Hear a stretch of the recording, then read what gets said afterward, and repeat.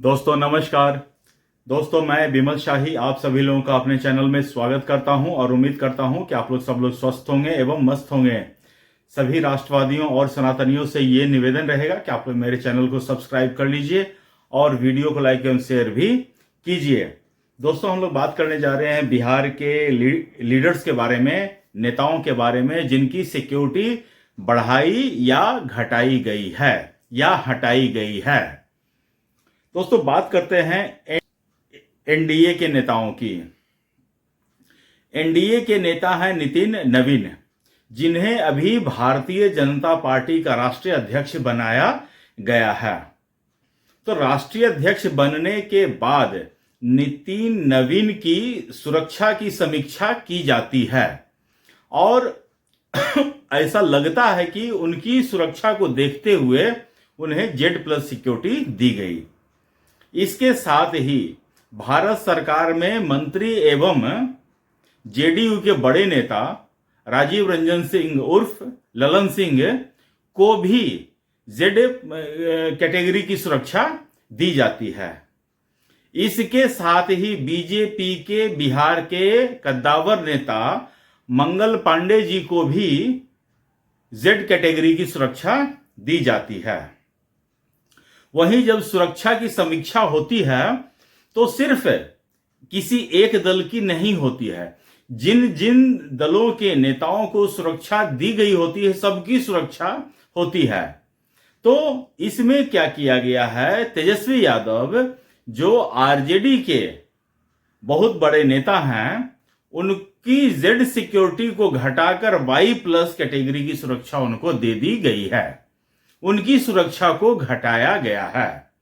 जबकि कांग्रेस के मदन मोहन झा और कांग्रेस के अध्यक्ष रमेश राम, उनकी सुरक्षा हटा ली गई है। उनको सुरक्षा की कोई जरूरत नहीं है। इसी तरह आरजेडी के पूर्व विधानसभा अध्यक्ष, उनकी भी सुरक्षा हटा ली गई है। अब दोस्तों बिहार में ये सब चीजें जो है, सिक्योरिटी मिलना, Z+ मिलना, ये सब एक तरह से स्टेटस सिंबल मेरे ख्याल से हो चुका है। हर एक नेताओं को मिलता नहीं है। जिन नेताओं को मिलता है उन्हें लगता है कि हम बहुत बड़े नेता अब बन चुके हैं, और जिन लोगों को नहीं मिलता है या जिन लोगों की सुरक्षा घटाई गई है उन्हें लगता है कि उनकी वैल्यूएशन को थोड़ा डी इवेल्युएट किया गया है। उनकी जो है पॉपुलैरिटी को कम करके आंका जा रहा है। तभी तो जैसे ही सिक्योरिटी का जो पूरा मामला सामने आया है, आरजेडी जो है वो केंद्र सरकार और मोदी सरकार पर बरस पड़ी। उन्होंने कहने लगे कि ये सुरक्षा जानबूझकर हटाई गई है, लेकिन तेजस्वी यादव इन सब चीजों से डरने वाले नहीं हैं, वो आगे बढ़ेंगे। तो बढ़ते रहिए ना। तो इसी बात को लेकर बीजेपी के एक स्पोक्स पर्सन है, उन्होंने जवाब दिया है। उन्होंने जवाब दिया है कि तेजस्वी यादव स्वयं सरकार में रहे हैं, उन्हें पता होना चाहिए या पता होगा कि सिक्योरिटी किस तरह से दी जाती है। खुफिया रिपोर्ट के आधार पर सूचना दी जाती है कि किसको कितनी सिक्योरिटी मिलनी चाहिए, और उसी के आधार पर सिक्योरिटी की समीक्षा होती और सिक्योरिटी दी जाती है। जब समीक्षा के आधार पर जो गोपनीय सूत्रों के आधार पर एजेंसियों को यह लगा कि तेजस्वी यादव को Z कैटेगरी की सुरक्षा की जरूरत अभी नहीं है, तो उनको Y+ कैटेगरी में डाल दिया गया और उनको उसी कैटेगरी की सुरक्षा दी गई। इसी तरह जब एजेंसियों को यह लगा कि राजेश राम हो या मदन मोहन झा हो, इनकी सुरक्षा की जरूरत इनको नहीं है, तो इनकी सुरक्षा हटा ली जाती है। वहीं पर जब एजेंसियों को यह लगा कि नितिन नवीन जो चूंकि अभी भारतीय जनता पार्टी के राष्ट्रीय अध्यक्ष बन चुके हैं, उनको सुरक्षा की जरूरत है, तो उनको Z+ सिक्योरिटी की सुरक्षा दी जाती है। इसी तरह मंगल पांडे और ललन सिंह को सुरक्षा गोपनीय रिपोर्ट के आधार पर ही दी गई है। अब दोस्तों मेरा पर्सनल राय जानिए। मेरा पर्सनल राय यह है कि नेताओं की सुरक्षा पर इतना Z प्लस Y प्लस इतने ज्यादा सिक्योरिटी पर इन्वेस्टमेंट करने की जरूरत नहीं होनी चाहिए। अगर आप नेता हैं, अगर आप पॉपुलर हैं, तो दोनों चीजें है ना। अगर आप नेता हैं और अच्छे काम करके नेता बने हैं, पॉपुलर नेता हैं, तो आपको देखने के लिए भीड़ जुटेगी ही जुटेगी। अब उन्हीं भीड़ से आपको बचाया जाएगा, इसका मतलब कि आप अपने पब्लिक से कटने की कोशिश कर रहे हैं, बचने की कोशिश कर रहे हैं। यही जब अगर आज चुनाव का दिन रहेगा तो इनमें से बहुत सारे नेता सुरक्षा नहीं लेंगे। वो जाकर गांव गांव घर घर जाकर हर एक आदमी से मिलेंगे, हाथ मिलाएंगे।